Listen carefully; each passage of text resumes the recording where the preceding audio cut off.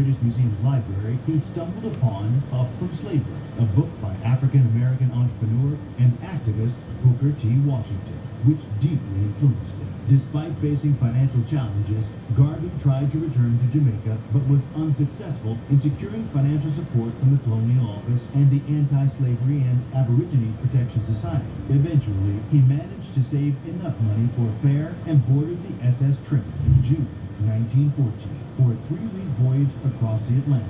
During the journey, Garvey engaged in meaningful conversations with an Afro-Caribbean missionary who shared insights about colonial Africa and his experiences in Basuto land.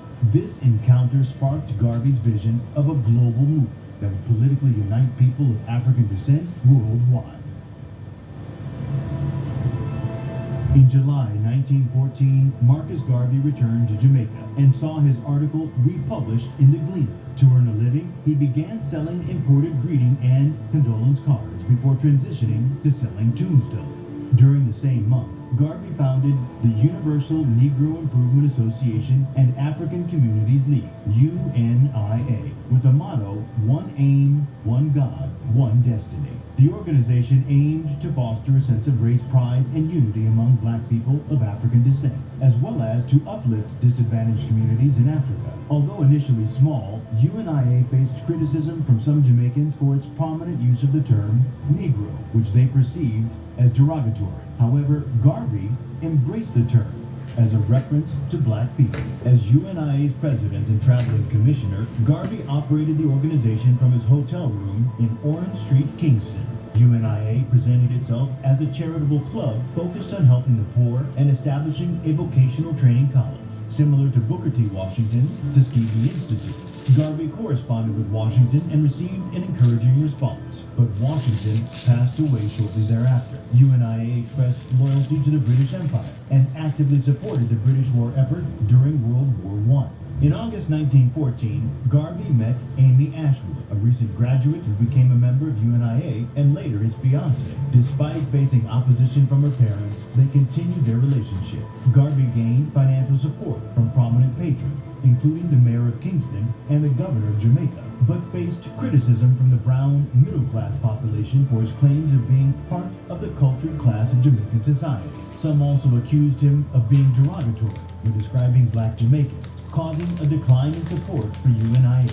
Recognizing the challenges faced by UNIA in Jamaica, Garvey decided to migrate to the United States. In March 1916, he boarded the SS Talon to begin a new chapter of his activism in America. If you're enjoying this documentary so far, please leave a like and subscribe to the channel. This is only the beginning of the movie.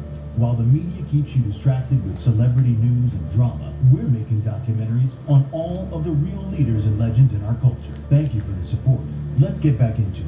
Upon arriving in the United States, Marcus Garvey found lodging with a Jamaican expatriate family in Harlem, a predominantly black neighborhood in New York City. He aspired to become a public speaker and started giving lectures, hoping to build a career in that field. However, his first public speech was met with heckling, and he even fell off the stage.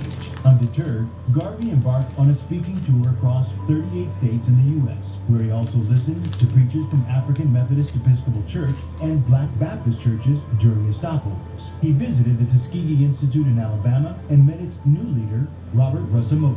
After 6 months of traveling and lecturing, Garvey returned to New York City. In May 1917, Garvey established a New York branch of UNIA, making membership open to anyone with Negro blood and African ancestry who could afford the 25 cents monthly fee. He joined other speakers who delivered speeches on the streets, often standing on step ladders, and frequented Speaker's Corner on 135th Street. In his speeches, Garvey aimed to unite Afro-Caribbean migrants and Native African Americans.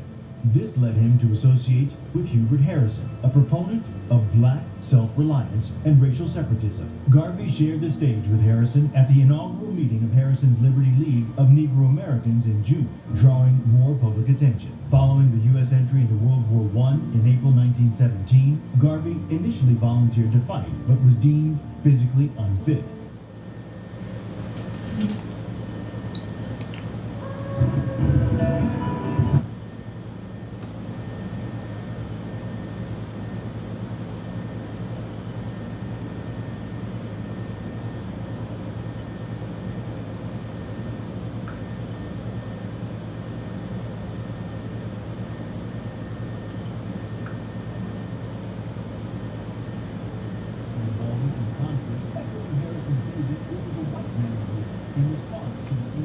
Blues race riots of May to July 1917, during which white mobs targeted black people, Garvey began advocating for armed self-defense. He authored a pamphlet, The Conspiracy of the East St. Louis Riots, which was widely distributed, and its proceeds went to the victims of the riots. The Bureau of Investigation monitored his activities, noting that his speeches featured more militant language than his written material, including controversial statements about retaliatory actions for racial violence. By the end of 1917, Garvey had won over many of Harrison's key associates from the Liberty League to join UNIA. He also gained support from journalist John Edward Bruce, who initially assumed UNIA's presidency. However, after learning about Garvey's background from Dusar Muhammad Ali's negative assessment, Bruce pressured Garvey to step down. In response, Garvey resigned from UNIA and established a rival group that convened at Old Fellows Temple. He filed legal proceedings against Bruce and other senior UNIA members, and the court ultimately ruled in Garvey's favor, affirming his ownership of the organization, which now boasted around 600 members. In 1918, the Universal Negro Improvement Association, UNIA, experienced rapid growth in its membership. It was officially incorporated in June, and a commercial arm called the African Communities League filed for incorporation in July. Garvey had ambitious plans for UNIA, envisioning the establishment of an import and export business, a restaurant, and a laundrette. He also sought to raise funds for a permanent building to serve as the organization's base. In April, Garvey launched the weekly newspaper, The Negro World, which became the personal propaganda organ of its founder. Though backed by philanthropists like Madam C.J. Walker, financial struggles led to appeals for donations to keep it running. The newspaper faced criticism for Garvey's failure to pay contributing journalists, and rival publications exploited this fact. Unlike other black-run newspapers, the Negro World refused to feature advertisements for skin lightening and hair straightening products, emphasizing the importance of embracing one's natural appearance.